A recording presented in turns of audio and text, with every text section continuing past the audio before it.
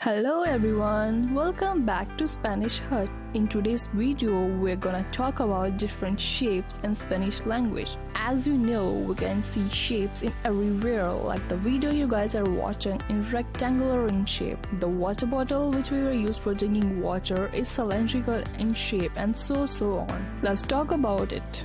First, we have to know what we call shape in Spanish, right? So, we call shapes in Spanish as las formas. Next, circle, el círculo, square, cuadrado, triangle, triángulo, rectangle, rectángulo, ellipse, ellipse, pentagon, pentágono, diamond, diamante, star, estrella, heart, corazón, hexagon, hexagono, cube, cubo, trapezoid, trapecio, cylinder, cilindro, cone, cono, hemisphere, hemisferio, octagon, octagono, pyramid, pyramid, point, punto, semicircle, semicirculo, sphere, esfera, wedge, cona, line, linea.